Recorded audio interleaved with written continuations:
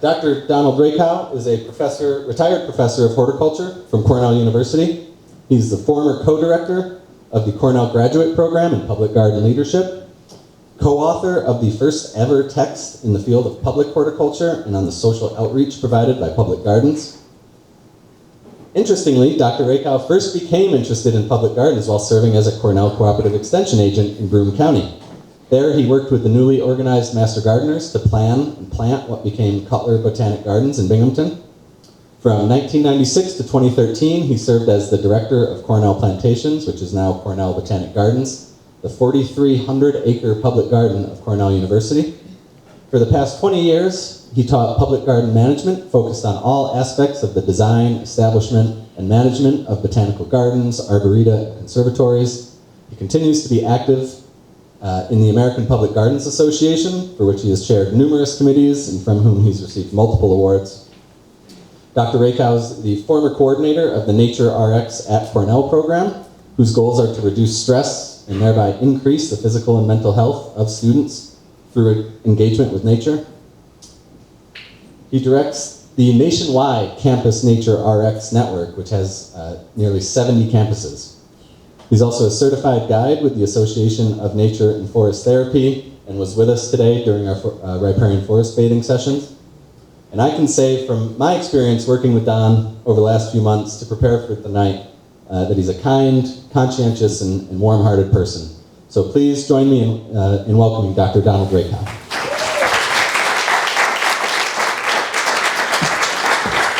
Thank you, Tim. Well, it's great to be here. And I want you to all appreciate, even though it is kind of dark in here, I am wearing entirely blue. And that is to be on theme. So, as Tim mentioned, I did get to participate in Jane's forest therapy presentation and walk today, and it was absolutely wonderful. So if any of you get the opportunity to take one of the forest therapy, forest bathing type walks that Jane offers, I highly recommend it. It will put you in a very good mind space.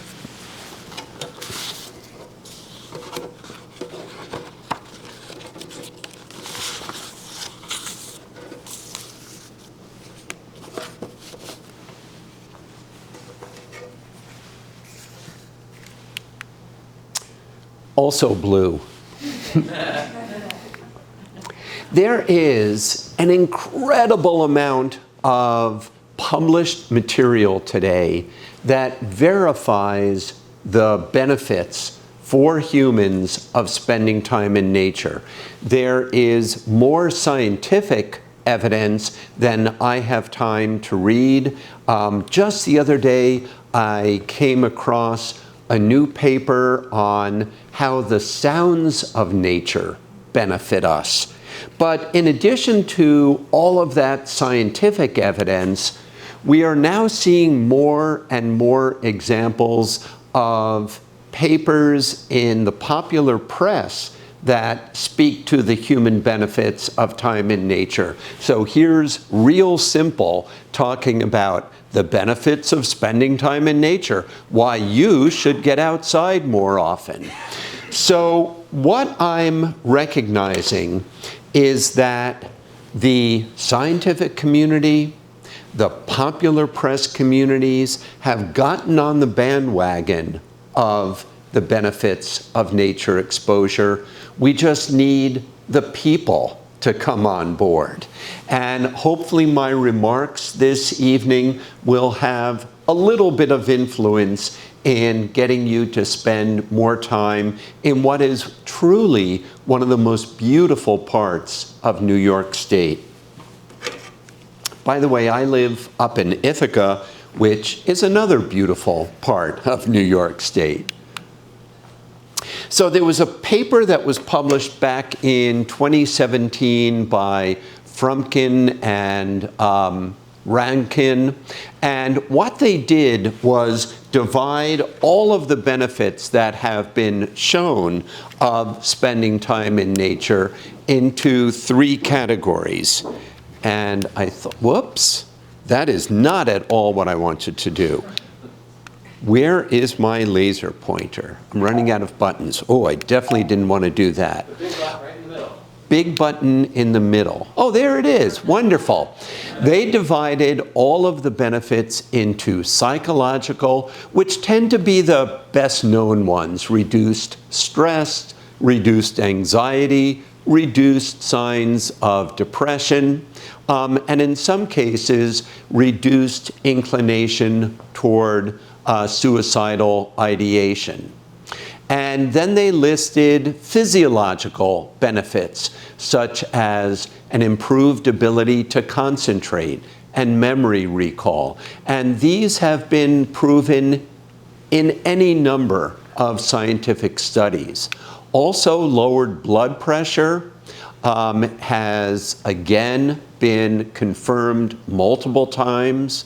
Improved post-operative recovery dates back to a study in the 1980s, and later I will mention the individual who had been behind that. Some of these other ones: improved birth control, improved pain control, reduced diabetes, reduced obesity, better eyesight, improved immune function, reduced mortality. There are fewer papers that have shown the veracity of them, but there have been some in each case. The third category they dealt with was improved behavior or attitude, such as greater happiness and life satisfaction, reduced aggression, increased social connection. There was a seminal study having to do with this second one, which was so elegantly designed. There was a very large low-income housing project in St. Louis, and applicants, successful applicants wanting apartments in that complex, were randomly assigned to an apartment. Those apartments either had a view out the windows to a pretty nice green space with trees and lawns, or a view out to a parking lot. And what the researchers found pretty conclusively was that those families that had the views out to the green space actually showed reduced aggression, greater socialization, less antisocial behavior. So much of the literature around the human benefits of nature is based on this seminal book by E.O. Wilson, Biophilia, The Human Bond with Other Species. And in the book, Wilson, who was a brilliant entomologist, he was an ant guy, but also just a great thinker and writer. He argued that the human species has an innate connection to the natural world, and that it is based on our prehistoric ancestors. He further argues that we've become largely separated from this innate connection, which is the underlying cause of much of the psychological and even medical problems that we face. Another book that I'm very fond of is called The Well-Gardened Mind by Sue Stuart Smith, The Restorative Power of Nature. And Stuart Smith is both a psychoanalyst and very avid gardener.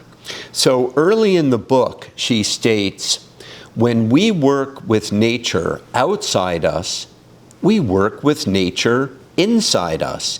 It is why people feel more fully alive and energized in the natural world.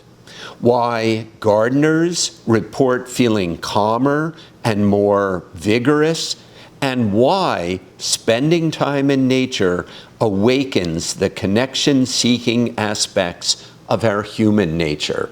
So again, relating back to Wilson's biophilia hypothesis.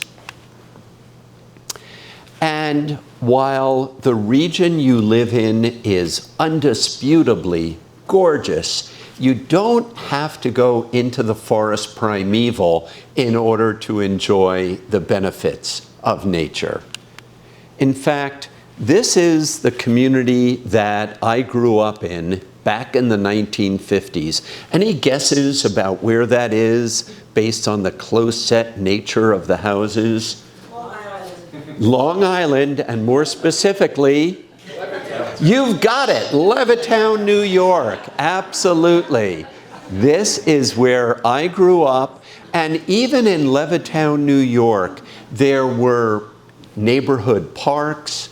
There was the proximity to Jones Beach. There was even our own backyard to become familiar with nature. And nature has a remarkable impact on people where people are able to de-stress, put away their anxiety, and actually socialize as we as a species were meant to do. So here you can see a large number of people absolutely chilling in Central Park. As opposed to, later in The Well-Gardened Mind, the author states, being out and about on busy city streets means having to process a lot of auditory as well as visual information, and it disrupts our ability to focus. Horns, sirens, alarms are all intended to put people on alert and keep them safe, but they drain our energy in trying to filter them out. Navigating a tide of people on a busy pavement is exhausting at the best of times. Everyone is going at a different pace. Both our physical and mental space is under threats in different ways in the city environment. So don't get me wrong, I love cities. I love New York City, but we do have to be aware of the toll that it takes on us just to be out on the city streets, as opposed to that happy group of children there on the left. All of this relates to a theory that was first proposed in the 1980s by this couple, oh my goodness, how can I forget their names? Thank you, the Kaplans. The Kaplans developed something called the attention restoration theory. And basically, attention restoration theory states that we use our directed attention all day long, reading books, looking at computers, in dialogue with other people, listening to lecturers. All of that drains our directed attention. And that when we go out in nature, it allows that directed attention to relax, and we are more utilizing what is called soft fascination. That is, we're looking at the patterns of the greenery, we're listening to the bird life or insects. If we're fortunate enough for there to be moving water, we're listening to the patterns of the water, and all of that relaxes our directed attention as if it's a muscle, so that when we then go back to our daily quotidian activities, that directed attention is restored.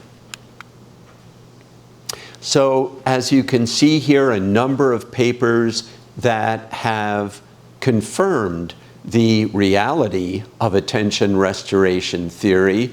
A walk with nature reduced anxiety, rumination, negative affect, maintained positive affect, increased verbal working memory.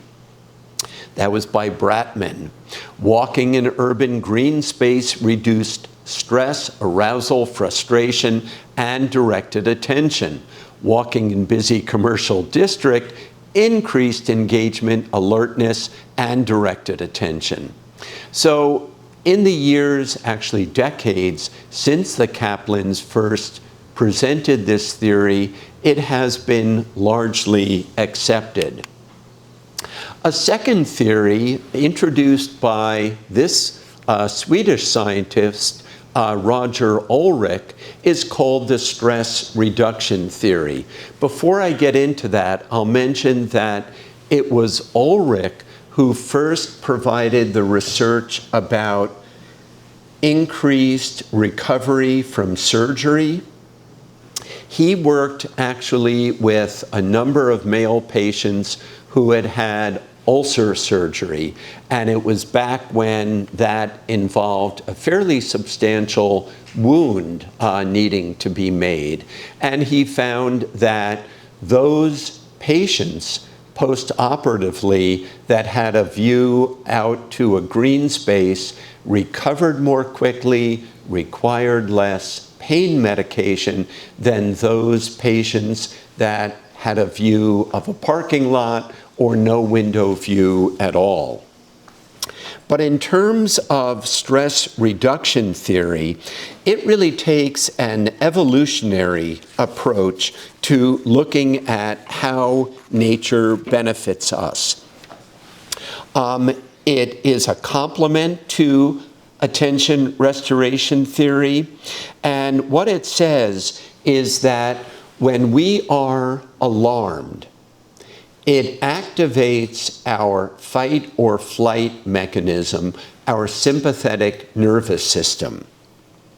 When we go into nature and we enjoy that soft fascination that I had spoken about, it activates our parasympathetic nervous system, so we relax. And as a result of that relaxing, the sympathetic nervous system is deactivated. This, by the way, is one of my granddaughters in one of our local beautiful creeks in Ithaca, New York. So I would like to talk now specifically about various ways in which what we call blue spaces help us to heal, to de-stress, and to feel better about the world, just as Magnolia is feeling there. So my intention, to be completely open with you, was for this slide to show a moving creek with the sound of the creek. In this case, you're going to have to imagine that.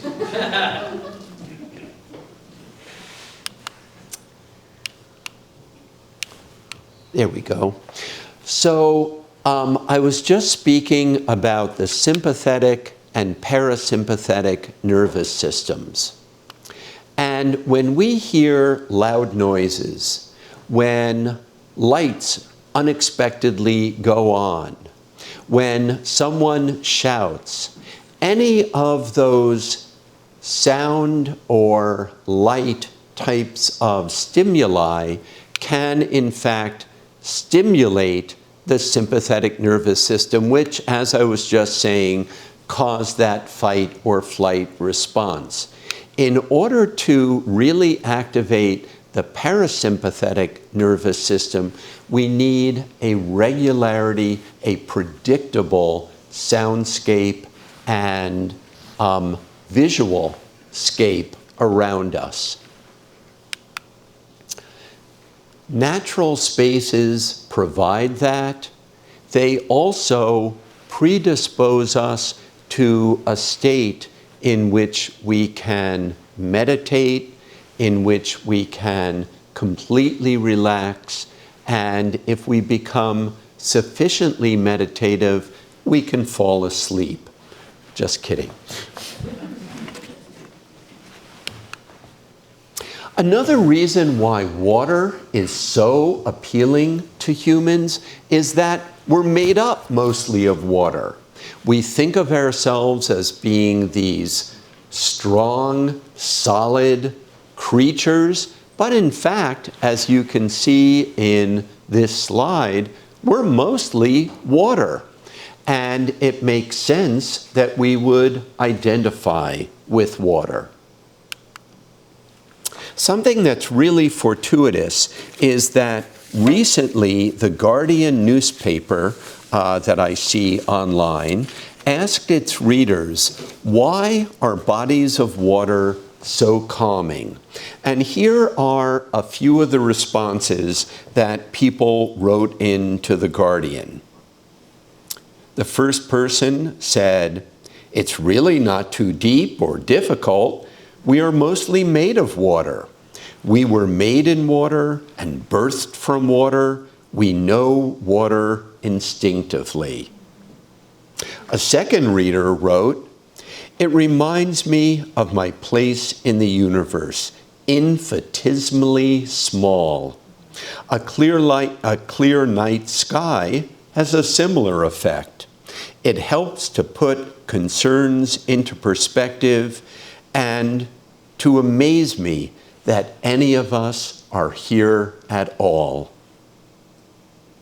A third reader wrote, I was in the merchant navy in the 70s, and I never felt more calm and happy than when I was alone on deck on a calm day in the middle of an ocean. Nothing to be seen but the horizon for 360 degrees, with just the throb of the engines for company.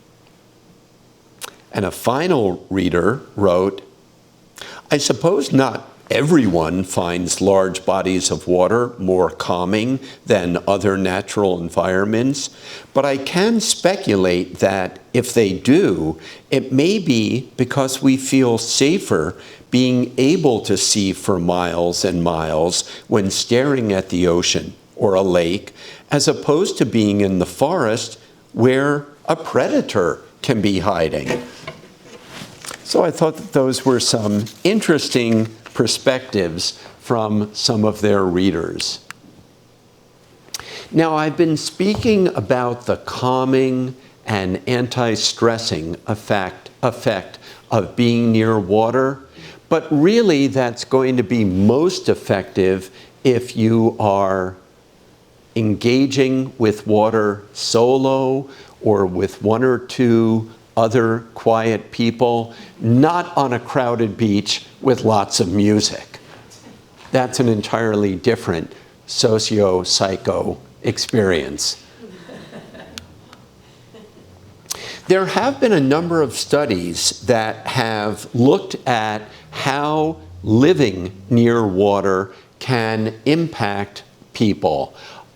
Here's one called Mechanism of Impact of Blue Spaces on Human Health, a systematic literature review and meta-analysis. And what these authors found was that living near blue spaces is associated with significantly higher levels of physical activity and higher levels of restoration after physical injury.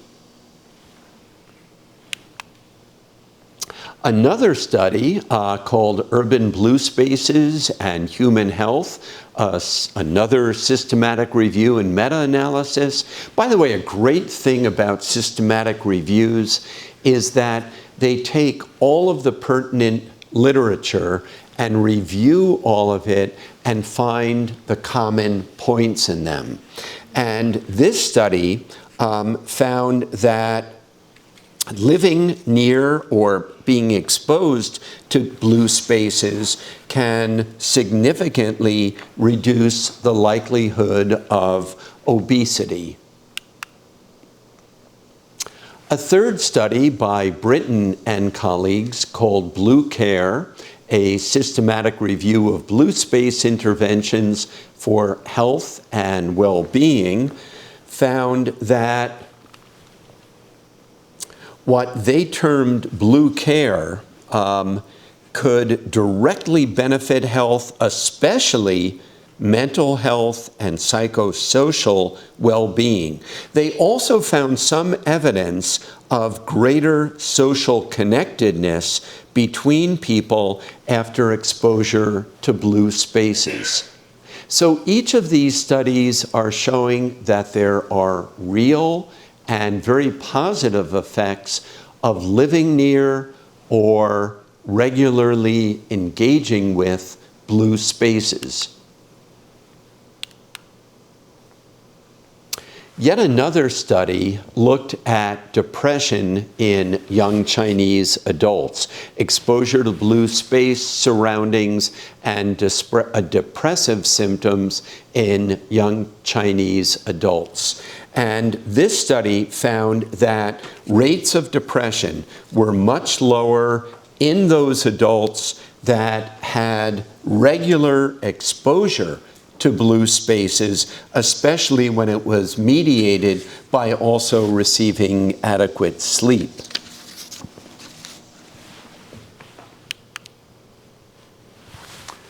So other researchers have looked at, is physical activity in natural environments better for mental health than physical activity in other environments? And according to a study by Mitchell and colleagues, they found that among young people, they exercise more frequently when they are in natural environments like this absolutely beautiful one than if those same young people only have access to indoor gyms.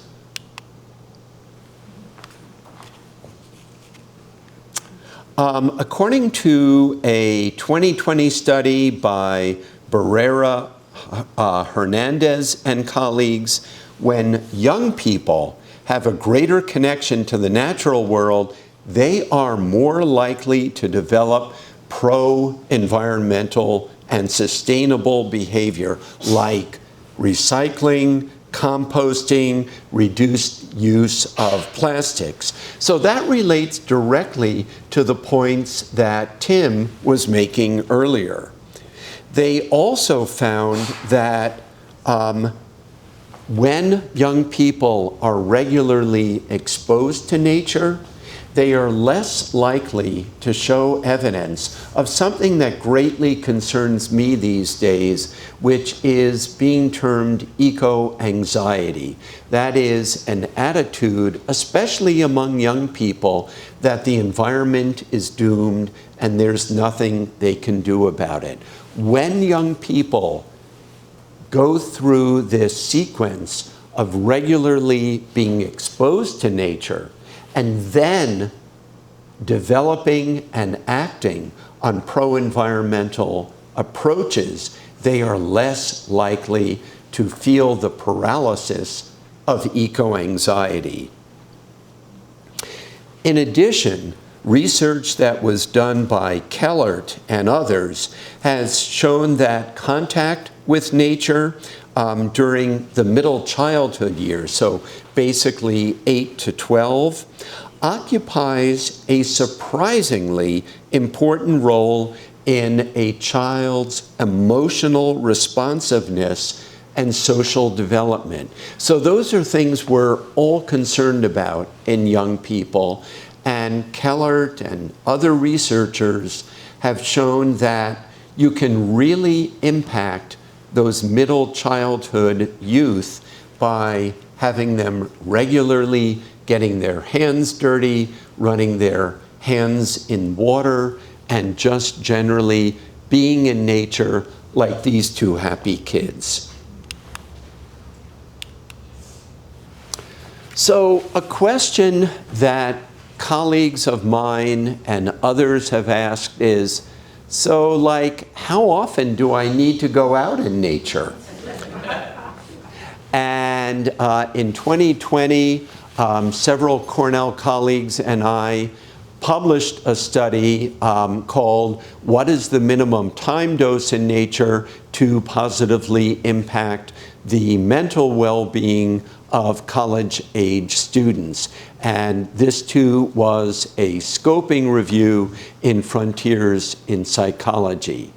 What we found, based on all of the other pertinent papers that we read, is that as little as 15 to 20 minutes, 2 to 3 times a week, can have a positive and statistically significant impact on college-age students in terms of their stress levels as measured by salivary cortisol, their blood pressure, their anxiety levels.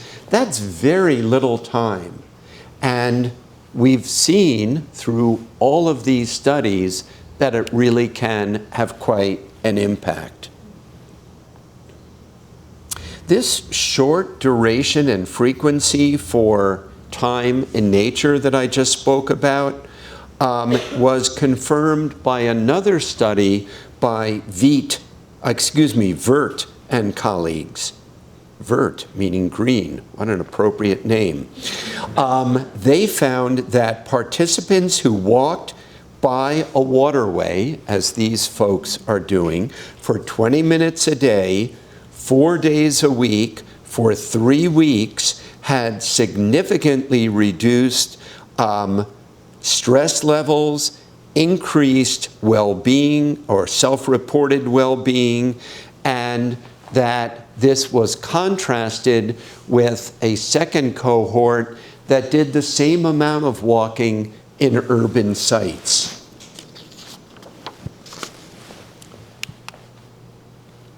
So as Tim mentioned in his very generous introduction, I was responsible for creating and directing the Nature RX at Cornell program for a number of years.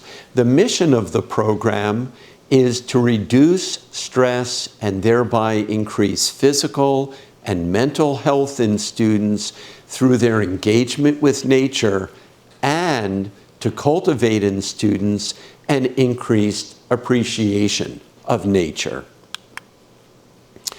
We were successful in introducing nature prescriptions to the Cornell Health Center.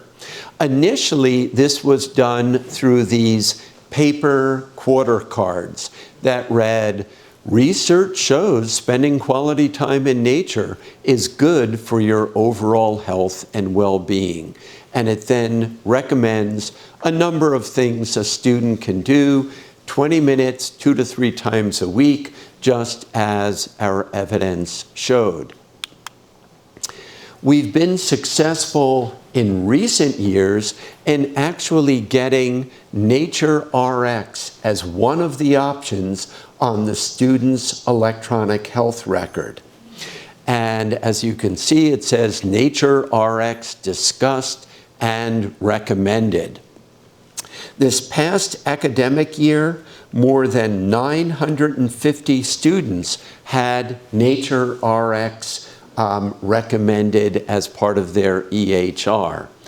Each of the students that get a checkbox for this then receive a confidential and anonymous survey to see if they are in fact increasing the amount of time that they spend in nature, and if so, whether it is impacting the underlying health conditions for which they sought help.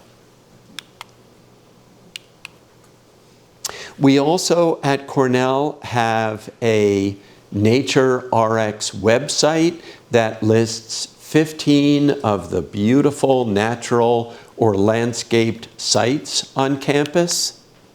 And the idea behind the website is to get students to change their mindset from, yeah, I know nature is good for me, but I don't have time for that between classes, to, oh, nature is all around me. I can actually take a nature walk between classes.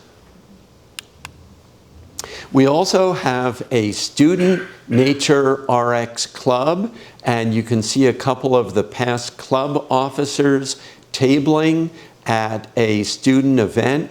We, 2 years ago, had a president of the Nature RX Club, who, as you can see on the right, was also an expert in circus arts. And there she is demonstrating her amazing proclivity on the silks. A fourth component of the Nature RX Club program at Cornell is a series of e-posters that are on e-boards throughout campus. And the theme of all of these is, did you know that if you spend time in nature, you can improve your sleep patterns, or your social life, or your stress levels, or your all-important exam scores. Also, as Tim mentioned, I co-direct with Dr. Dorothy Ebis from William & Mary, the Campus Nature RX Network. In addition to a bi-monthly newsletter, we have a series of educational YouTube videos. We put on an online symposium every October or November, and we are now developing a Nature RX Academy certification program for those colleges and universities that require additional guidance. I also co-authored a book a few years ago, Nature RX, Improving College Student Mental Health, and that book has helped many colleges and universities in their development of Nature RX programs. So, to summarize, we absolutely live in a stressful time in human history, environmentally, socially, certainly politically. I spoke earlier about the sense of eco-anxiety.